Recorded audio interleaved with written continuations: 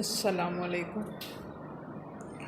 આપણે અગાઉના વિડીયોમાં પરાજયની જે ખંડકાવ્ય જે છે એના વિશે પ્રાથમિક માહિતી અને પરિચય જોઈ ગયા હતા. આજે પંક્તિઓ એને સમજવાની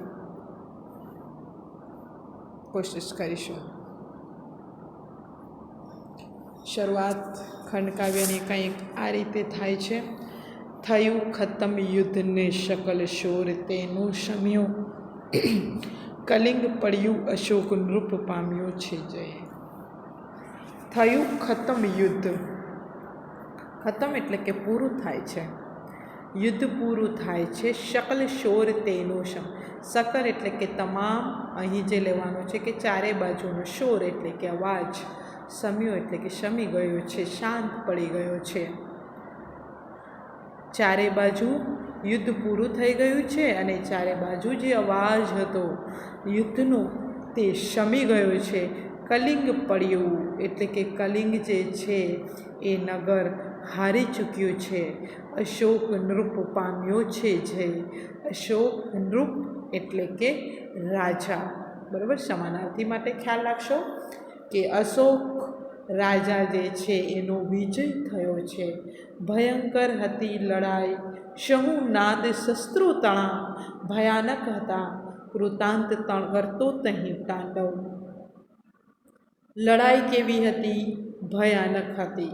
શહુ નાદ શસ્ત્રો તણા. નાદ એટલે પણ અવાજ, તો બધા શસ્ત્રોના અવાજો કેવા હતા? ભયાનક હતા. કૃતાંત કરતો અહીં તાંડવ. તાંડવ એટલે કે એક જાતનું નૃત્ય, અને એના માટે તમે કદાચ ખ્યાલ હશે, એમ કહેવાય કે શિવનું તાંડવ. બરાબર, તો શિવનું જે નૃત્ય છે એને તાંડવ તરીકે ઓળખાય છે. કૃતાંત. કૃતાંત એટલે કે મૃત્યુ. બરાબર, જેનો દેવ છે યમદેવ જે છે મૃત્યુનો દેવ છે. તો દરેક જગ્યાએ જે છે મૃત્યુ જે છે એ તાંડવ કરી રહ્યું હતું, નૃત્ય કરી રહ્યું હતું. આ છે કોની? કલિંગની અવદશા. આ વસ્તુ અહીં બતાવી છે કે યુદ્ધ પૂરું થઈ જાય, ચારે બાજુએ યુદ્ધના ભણકારા હતા, શોર હતો, એ બધો શમી જાય છે. કલિંગ હારી ચૂક્યું છે અને જે અશોક જે છે એ જીતી ગયો છે. સમ્રાટ અશોક, બરાબર, જે મગધ દેશનો રાજા છે એ જીતી જવા પામ્યો છે. આગળ જોઈએ. બધાએ મધુરા સ્વરો જીવનના ગયા હતા ડૂબી. પ્રચંડ અતિ યુદ્ધના ગરજતા મહાનાદમાં શમ્યો બહુ દિનો પછી પદ પ્રહાર એ તાંડવી. પરાજિત કલિંગમાં ચૂપકીદી છવાઈ રહી. બધાએ મધુરા સ્વરો, જીવનના જેટલા મધુર સ્વરો છે એ બધા શું થઈ ગયા હતા? પ્રચંડ અતિ યુદ્ધના ગરજતા મહાનાદમાં. જે પ્રચંડ યુદ્ધના અતિ ગરજ કરતા મહાનાદમાં એટલે કે જે મોટા મોટા અવાજો જે છે એમાં ડૂબી ગયા હતા. બરાબર, ગયા હતા ડૂબી, વિલીન થઈ ગયા હતા. શું? તો કે જીવનના બધા જ મધુર સ્વરો આ યુદ્ધના ગરજતા અવાજમાં, મહાનાદમાં શું થઈ ગયા હતા? ડૂબી ગયા હતા, વિલીન થઈ ગયા હતા. શમ્યો બહુ દિવનો પછી પદ પ્રહાર તે તાંડવી. ઘણા દિવસો પછી આ પદ પ્રહાર. પદ એટલે ખ્યાલ છે કે પગ માટે, તો જે પગોનો પ્રહાર છે એ અટક્યો હતો, શમ્યો હતો, મતલબ કે શાંત પડ્યો હતો. અને પરાજિત કલિંગમાં ચૂપકીદી છવાઈ રહી. અને ચૂપકીદી, શાંતિ, ચારે તરફ કલિંગમાં જે છે એ શાંતિ છવાઈ ગઈ હતી. આગળ જોઈએ આપણે કે પરંતુ એ ચૂપકીદી ભયદ યુદ્ધથી હતી, નિરાશ નગરી હતી, નયન નીળને ઢાળતી. પરંતુ એ જે ચૂપકીદી છે શાંતિ છે. ભયદ એટલે કે ભયાનક. શાનાથી ભયાનક હતી? યુદ્ધથી પણ ભયાનક લાગતી હતી. જે શાંતિ હતી યુદ્ધ પછીની, એ શાંતિ વધુ ભયંકર ભયંકાર લાગી રહી હતી.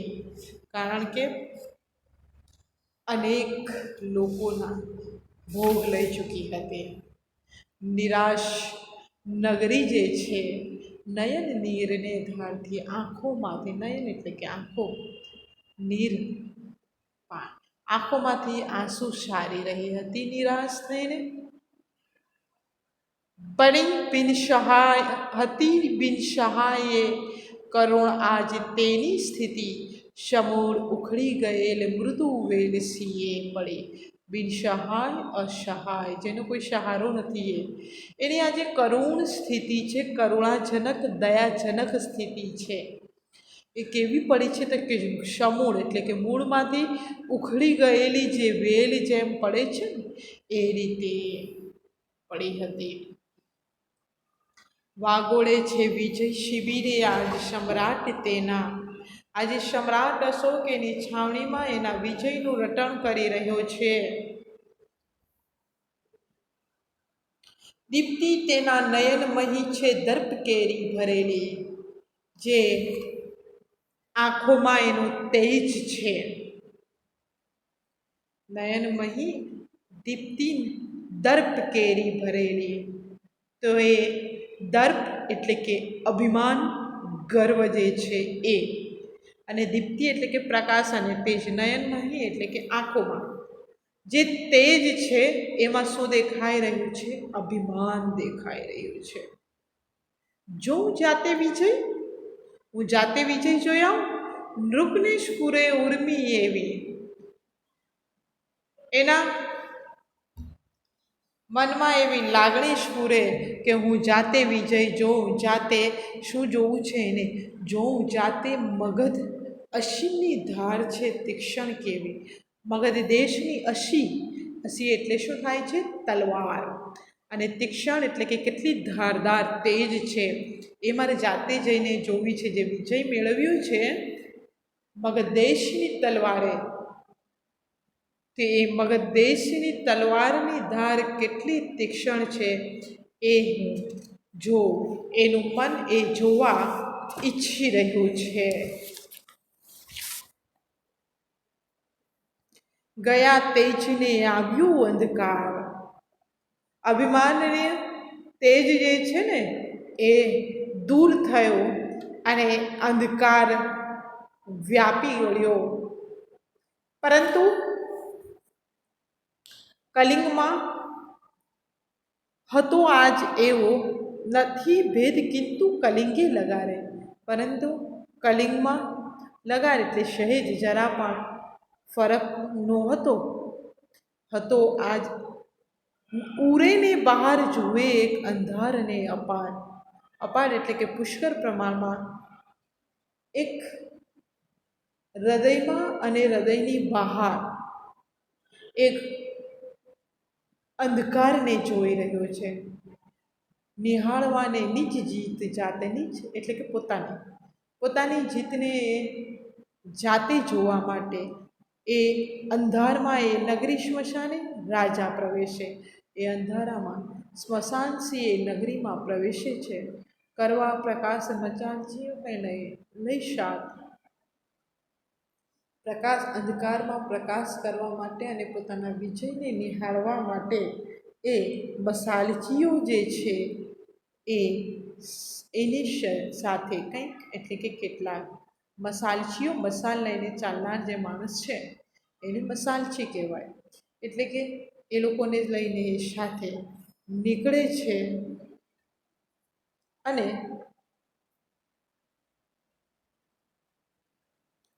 કોઈક બીજું હતું ના, ત્યાં રાજાને સૌ મશાલચી. કોઈ ત્યાં બીજું દેખાતું નથી. રાજા છે અને મશાલચીઓ છે, પડે છે. પંથ પોતાને શબોની વચમાં થઈ છે, થઈને, અને રસ્તો ક્યાંથી નીકળે છે? શબોની વચ્ચેથી. શબોના શબ્દમાં ગાથા લખાય ભૂપ જીતની,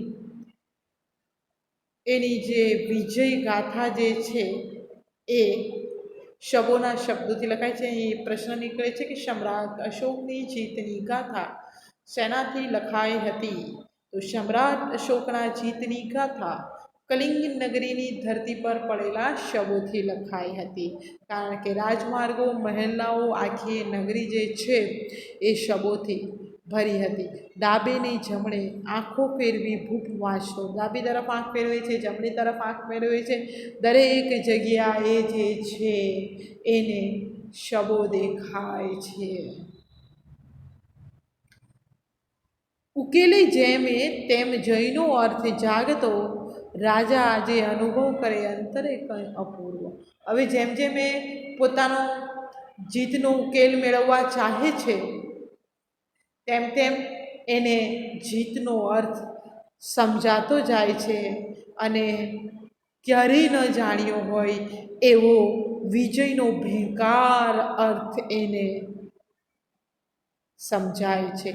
લાવા ધક્કે એટલે કે લાવા એટલે તો ખ્યાલ છે કે જે જ્વાળામુખી કહે છે ને એ ફાટે છે તો કેટલું પ્રબળ વિસ્ફોટ સાથે, અને એની આખી ધરતી જે છે કંપી ઉઠે છે. આપણને ખબર છે જ્વાળામુખી વિશે, તમે અગાઉ ભણી ગયા છે એમાં કે જ્વાળામુખી જ્યારે ત્યારે ધરતીને કેવો કંપ લાગે છે, એવા એને હૃદયને કંપન લાગે છે કે મેં શું કર્યું, જેના તણે એના હૃદયના જે સર્વ પળો છે એ તૂટે છે. એટલે કે હૃદયની શક્તાઈ જે છે એ દૂર થતી જાય છે અને હૈયો નરમ થાય છે.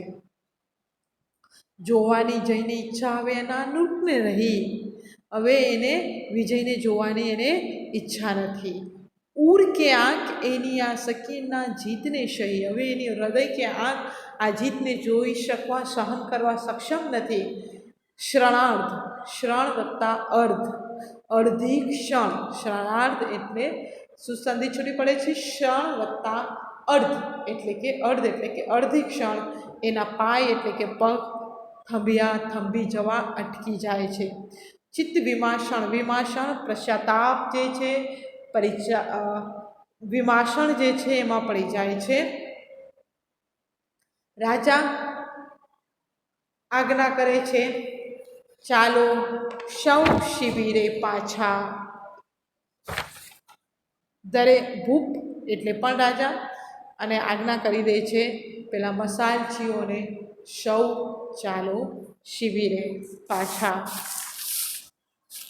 હવે જે છે અહીં જે પ્રશ્નો આપણે કે વિજય જોયા પછી અશોકના મનમાં વિચાર સ્ફુરે છે. કયો વિચાર? કે પોતાના મગધ દેશની તલવાર કેવી છે એની તીક્ષ્ણ જોવાની.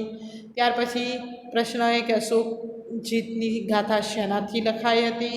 બીજો એક પ્રશ્ન, સમ્રાટ અશોકે કયા રાજ્ય ઉપર વિજય મેળવ્યો હતો? કલિંગ ઉપર. અને એક પંક્તિ જોઈ ગયા કે શ્રમૂળ ઉખડી ગયેલી મૃદુ વેલસી પડી, એમાં સી નિર્દેશ છે? તો યુદ્ધથી હારેલી અસહાય કલિંગ નગરીનો નિર્દેશ. સમ્રાટ અશોકની આંખોમાં શેની દીપ્તિ દેખાય છે? તો જીત મેળવ્યાના અભિમાનની. આ પ્રશ્નો જે છે એમાંથી નીકળે છે, તેનું ધ્યાન રાખવાનું રહેશે.